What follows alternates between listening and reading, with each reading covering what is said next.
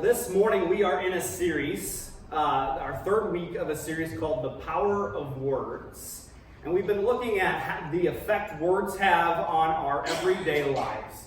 And for some of you, you're like, when is this series going to be done? Because I think this is a series that is a personal attack for us, or maybe, I don't know if attack's the right word, a personal conviction for us. When we look at words, it's something personal that affects us. It's not necessarily a public thing that people see, but when you hear these things, and you can go, that's me.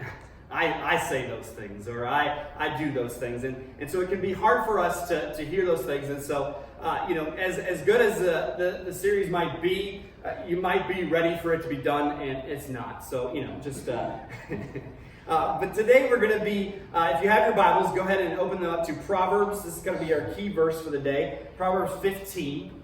And we're going to be looking at verse 32. And here's what it says.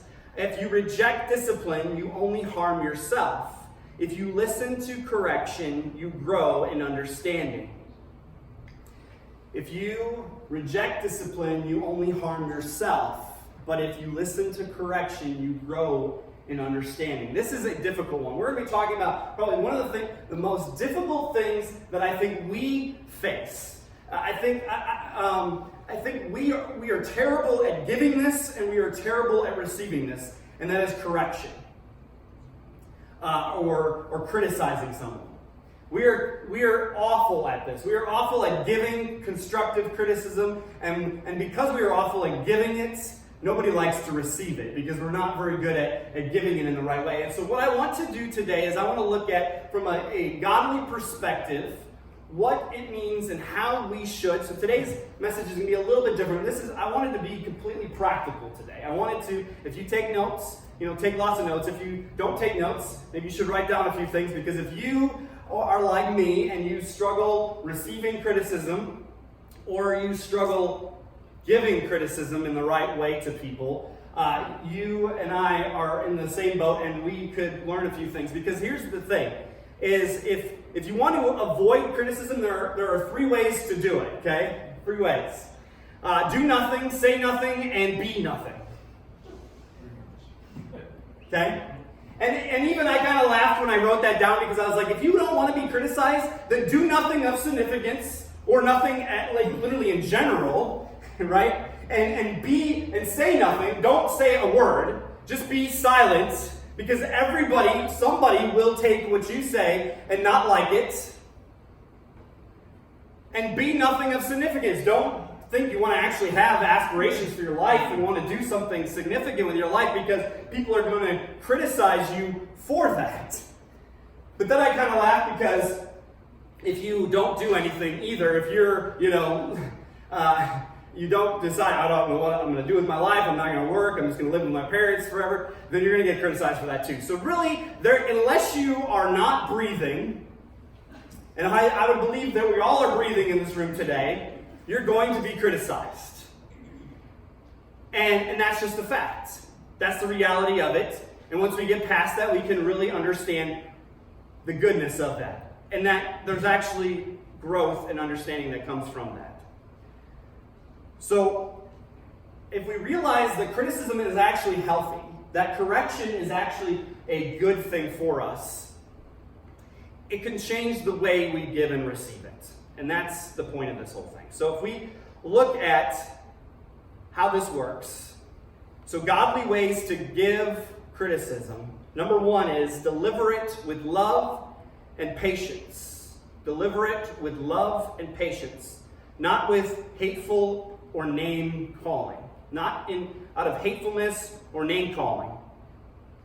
In Galatians 5:14 and 15, it says, For the whole law can be summed up in this one command, and we all should know this: love your neighbor as yourself. But if you are always biting and devouring one another, watch out. Beware of destroying one another. See, that's a key here is this. If we are going to give criticism to somebody else, we should do it out of 2 aspects. We should do it out of love. So what's the motive for us giving criticism to someone? Are we doing it out of the right heart, out of love for someone? Are we critiquing them? Are we giving them instruction or discipline out of love? And then it's interesting because it says, because we should love our neighbor as ourselves. So if we can put the shoe on the other foot, if you will, and say, okay, I'm going to give criticism, and if I were receiving this, how would I want it to be, how would I want to receive it? And I think that would change our perspective. If we realize, okay, what is my heart behind giving this criticism, correction, discipline, and if I were receiving it, how would I want to receive it? If you looked at it from that perspective, I think it would change how we give criticism. It's also important, and this seems like common sense, but we shouldn't do it with calling names, right? I mean, let's leave name calling out of it. Let's not call people stupid, slow, dumb, whatever it is, because words are powerful, as we've been talking about. And should we be looking at their shortcomings, or should we be helping them get growth? Because that should be the purpose of the criticism, is growth. Before you give any kind of critique, ask yourself if it is coming from a place of love, protection, and a desire to see them do well in life. Is that where I'm coming from when I want to critique them? Is it coming from a place of love, of wanting to protect them from something, or the desire to help them do well in life? Is that why I'm doing it? Is that why I'm critiquing them? Number 2 is show appreciation. Show appreciation. Point out the good even while critiquing. This one I think is interesting because we could say, I think this is a part of, I think we struggle in life critiquing people and receiving critique, but we also struggle giving compliments to people. We do. And here's the thing, if the only time you go to someone is to reprimand them or discipline them or correct them, that's a bad way to I'm not going to want you to come talk to me if that's the only thing you ever come to say to me, is a correction. We should be lifting people up. We should be encouraging people. We should be, whenever we're talking to someone, we should be like, hey, you know what? You're doing awesome at this. You know what? I'm so proud of you in this area. And just always lifting people up and encouraging people in their lives. And you know what? Sometimes that's going to be piggybacked with or sandwiched with a little bit of correction.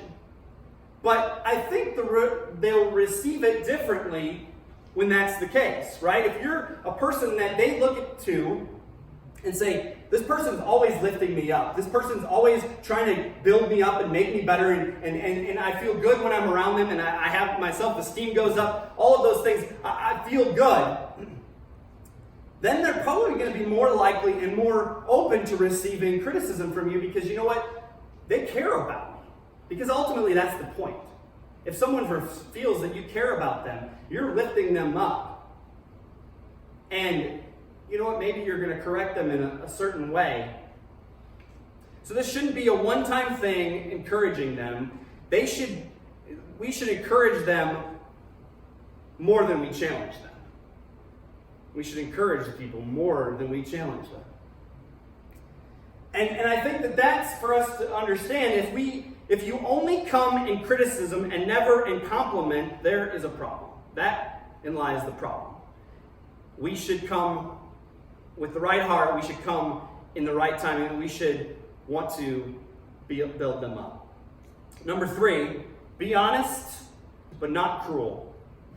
And don't sugarcoat it either. This is important. God wants us to lovingly warn people in their wrong. God wants us to come to them and critique. He says to lift them up, to edify them. This is important for us. In 1 Thessalonians 5:14 it says, and we urge you, brothers and sisters, warn those who are idle and disruptive. Encourage the disheartened, help the weak, and be patient with everyone. Don't be cruel. Don't come to them in a disruptive or putting down way. Come to them with the heart of an encourager and be patient in that. See, when we look at this idea, they need to hear us lift them up. They need to hear these things. And sometimes, and I think this is correction is just as important, sometimes maybe even more important than encouragement. Correction is just as important as encouragement, but it's how we deliver it. And leads to number 4. Make sure that correction is constructive and not destructive. Is this to build them up? As it says in Ephesians 4:29, do not let any unwholesome talk come out of your mouth, but what is helpful for building others up according to their needs, that it may benefit those who listen. Your words should be building people up, not tearing them down. So when we correct or discipline or challenge people in the way that they're living, it should be out of a mindset or a heart to build people up and not to tear them down. Our words shouldn't be destructive. It should be uplifting. And when we look at that, this idea of we need to be patient with them, and this idea of coming to them with this heart and not destructive, but to listen and move from that place. That's the key here. We need to be patient and loving and faithful at all times, just like Christ was. See, Christ didn't only just encourage people, he did challenge people and call people out on their sin. But he did it in a way that was beneficial.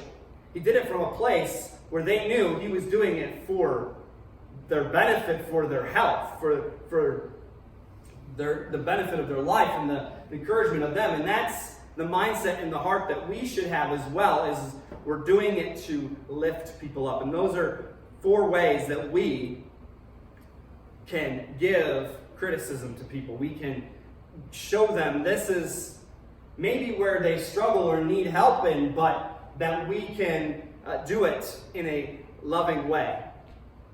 Now, if you're sitting here this morning and you're like, okay, well, that's great, but how do I receive criticism better? Because I think that's something we all need help in, right? How do giving criticism, I should know that this is how I should respond in love and patience and all those things. I know that that's how I should respond. But how do I receive criticism? Whether it's constructive or harsh. Because both can be beneficial. One is more easy to take, right? When it's constructive, when it's coming from a place of love. But even harsh criticism has benefit. It's more on our mindset to receiving it. So number 1, on ways to accept criticism, is happily and humbly accept it. Happily and humbly accept it. That doesn't seem like that's something we want to do, but it says in James 1:19, my dear brothers and sisters, take note of this. Everyone be quick to listen, slow to speak, and slow to become angry. See, the thing we must realize is that every criticism is an opportunity for growth. Every criticism is an opportunity for growth. And so when somebody comes to you and says, hey, I want to challenge you in an area, I want to speak something into you, the response from us should be, just as James says, be quick to listen, slow to speak, and slow to become angry. And that's not always easy to do. When somebody's critiquing you, especially in a not so lovingly way they're doing it, it's easy to be like, you finish that last word of yours, and I'm ready with my rebuttal. I'm ready to spew off something back at you, because You think you're the only one that has issues? Or I'm the only one that has issues? You got another thing coming. I just haven't said it yet. I've been good. I've been nice. I haven't said anything to you. But the Bible says to be quick to listen and slow to speak. And slow to become angry. If we come to a place, and here's something that I think would be, it's always one of those situations happen, especially when you're not coming to me from the right spot. You're not doing this to lift me up or encourage me. You're just doing this to bash me over the head again and again and again. And so it's easy to have the attitude of saying, you know what, I'm gonna rebuttal. I have plenty in my arsenal to reply to you on, and I'm ready. But you want to know what would be even better of a reply? Is to take this concept and literally, after you receive the criticism, whether it was done in the right way, whether it was actually beneficial or not, just look at them and graciously say, thank you, I appreciate it, and walk away. That statement is powerful right there.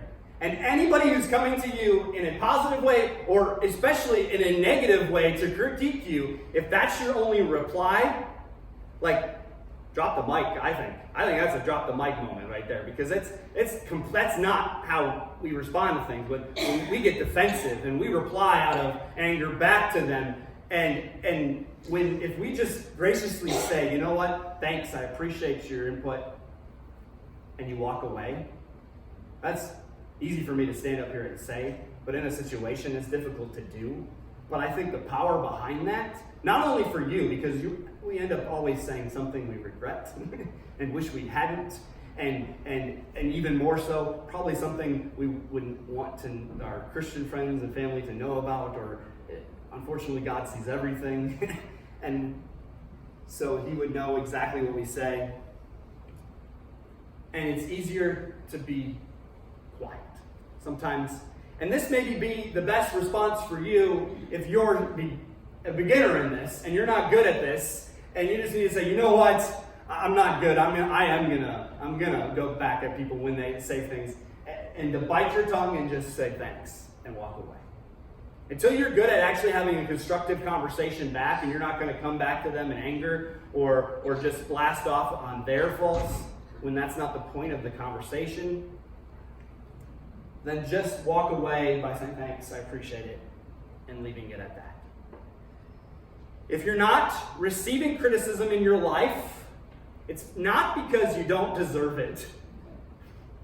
It's because no one in your life is willing to tell you. And there's two things to that.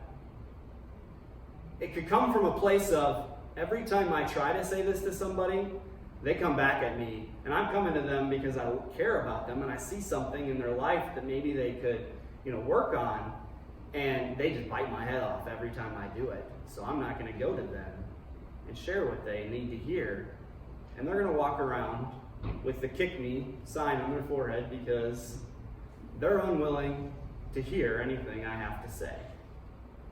So if you're not receiving criticism from people in your life, or correction from people in your life, or people pointing out things that need to be pointed out in your life, it's not because you're perfect, because none of us are. It's because maybe you're a difficult person to receive that rebuke. Or, honestly, on the flip side, maybe you don't really care about people in your life. If you're not willing to critique them, just as much as loving them is encouraging them, loving them is showing them where they need to grow to and how we need to change. And so when you look at it from that perspective, we all need to grow, and we all have things that we need to work on because we aren't perfect. And God is trying to move in different ways, and he uses people in our lives to discipline us, to encourage us, and maybe challenge us as well. Are we able to receive it? And do we care enough about people to give it? Number 2, be thankful for the critique. Be thankful for the critique. because this is an opportunity for you to grow. If we look at it from that perspective of, you know what, even if it's not given in the right attitude or the right heart, there's still something in this that I could learn from and grow from. Are we giving it over to God and saying, God, what in this is truth and what is not? And that's important for us, and that leads me to point number 3 of this. It says, ask yourself, is this critique actually helpful or more harmful, petty, or nitpicky?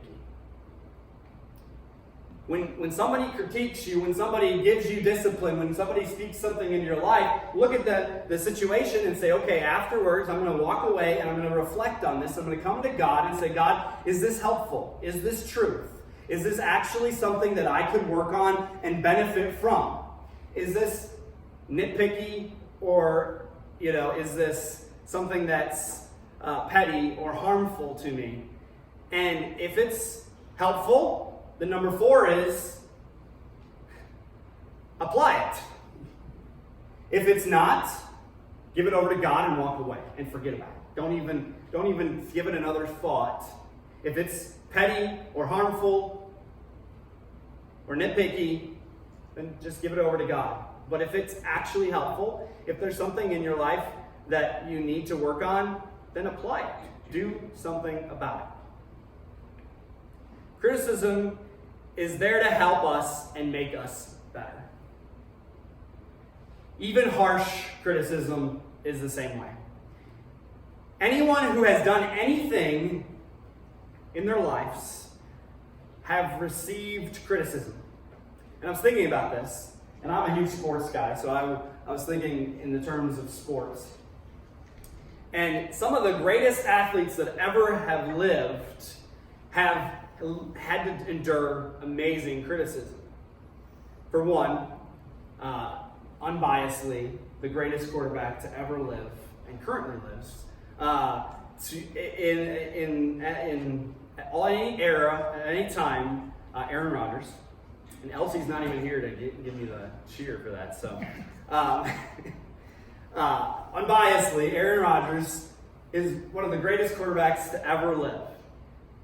He's done things that nobody else has been able to do. He's physically gifted in any other way. And yet, he was criticized as a high school student that he was too short, that he wasn't mobile enough, which is laughable, and he didn't have a strong enough arm. And he didn't get a scholarship to a D1 school. He didn't get one. He had to go to a community college. Broke every record at that community college, finally got accepted to a D1 school, broke all the records there, had an amazing career, and then was supposed to be the number 1 pick in the NFL draft. Then he slipped all the way to 24, which is a lucky number, just because of that. And got selected by the greatest franchise in all of sports, the Green Bay Packers, unbiasedly again. And here's the deal. He, and just like many athletes, say some of the things that they don't get or are fueled as much by what people say good about them as what they say negative about them.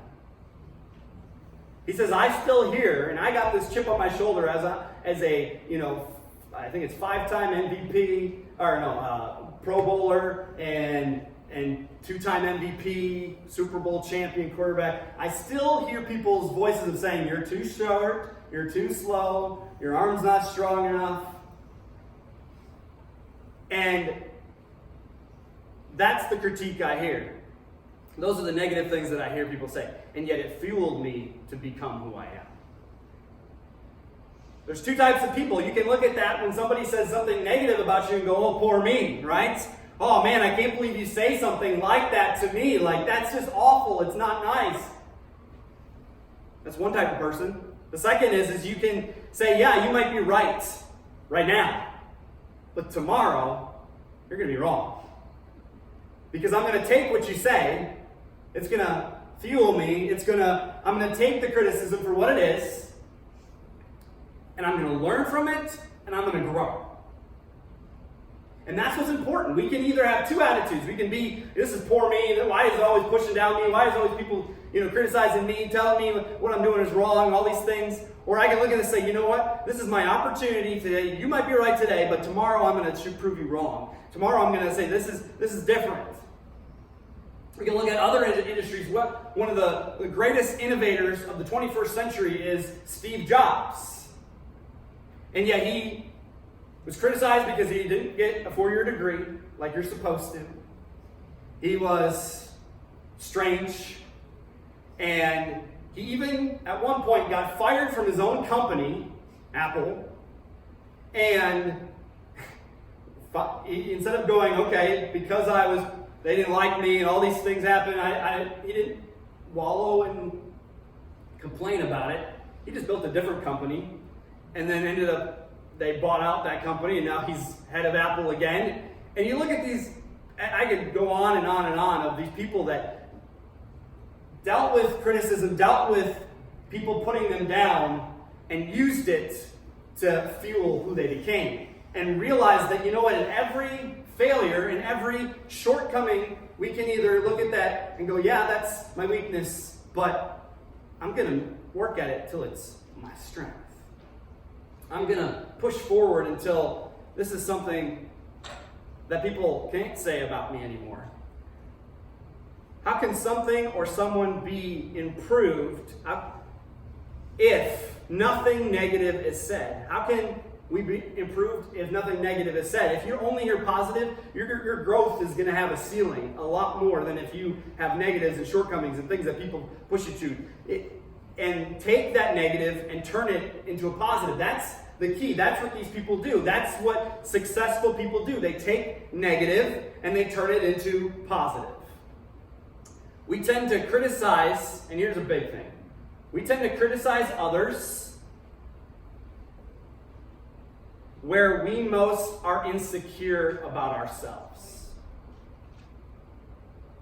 We tend to criticize people in areas that we feel inadequate or ill-equipped in ourselves. And we tend to criticize others and justify it in ourselves. And that's important for us. When we give people criticism, we should do it from the right heart, as I talked about. We should also be patient in that. Because here's the deal. If people could see their own faults, they wouldn't need me to say it. People wouldn't need to speak and talk and share this with other people because we would see it in ourselves. But we, by and large, don't see our own shortcomings. We don't see our own faults. And so we need people in our lives that love us enough to have those uncomfortable conversations with us. To say, you know what? This isn't going to be easy. But my words have the power to build others up. And when we look at that from that perspective, we say, I want to be a person that encourages people in positive ways and in negative ways. But I have to come from the right heart and the right attitude and the right mindset to do those things. If I don't, it's going to be most likely fall on deaf ears, or it's going to discourage or tear people down. James says we have our words have the power of life and death. Sounds drastic, sounds dramatic, but it's true. Our words can bring life to people or destroy people. And being good at this, if you could take this concept, if you can say, you know what, I'm going to work at being better at receiving criticism, you will be more successful in your life. If you can take this concept and say, you know what, I need to be better at giving criticism and critique because, you know what, I care about a lot of people, but I'm not sharing some of the things that I see that are maybe keeping them from who they could be. And we need to take those things and apply them because This is ultimately what we want to be as Christians. We want to be people that people want to be around. And I talked about this a few weeks ago. We want to be people that, you know what, you want to be around them. You want to run into them because those people are going to lift you up and encourage you and because they love you. And that doesn't mean that they're not going to say things that are going to be hard for you to hear. But you know that they're coming from the right heart and the right perspective. And so you're more apt to receive that. And we all need that. If you want to be just okay, if you just want to live a mediocre life, if you just want to go through life as is and just kind of float by, then don't change anything in this regard. But if you want to be better, then you want people in your life that are going to challenge you. And if you want people in your life that are going to challenge you, then be a person that can receive that. And if you want to be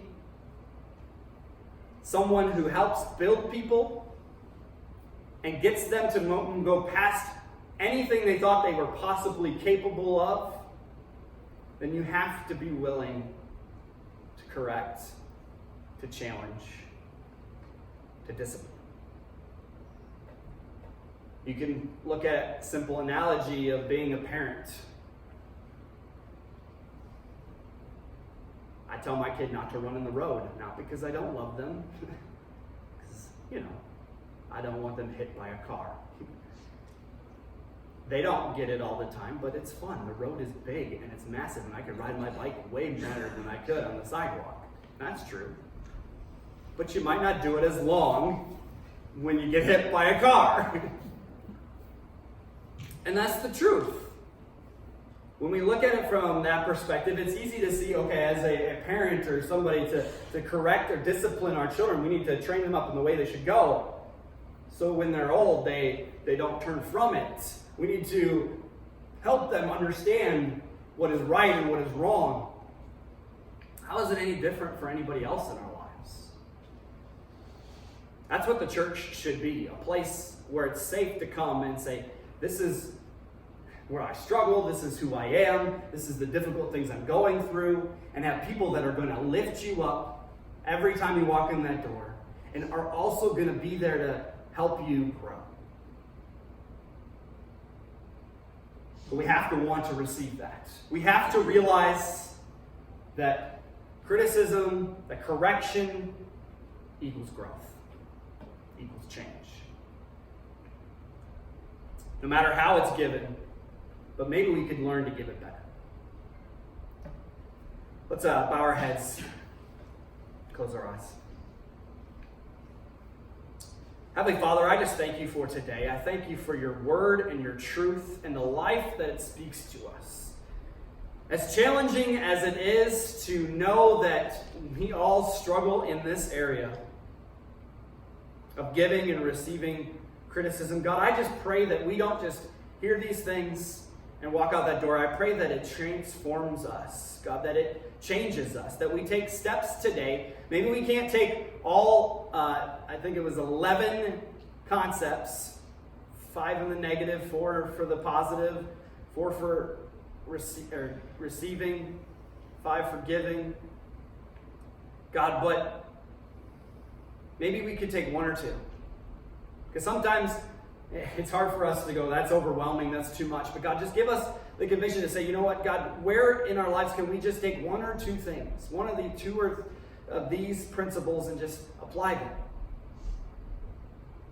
God, maybe for some of us today, it's just the simple thing of saying, you know what, when we're getting criticized, that we just bite our tongue and say thank you and walk away. And even if we walk away and we yell into our pillow exactly what they should have heard, that's a step in the right direction. God, help us today to be people that lift each other up, that encourage each other, that speak life into each other, and that when there are opportunities that it's going to have a difficult conversation, that because we've had that life-giving conversations, that we've lifted them up in other ways, that we will be in a place that they know that we love them and that we can share with them these difficult and challenging things. And God, we just pray that you give us the words to say and the way to say it from the right heart.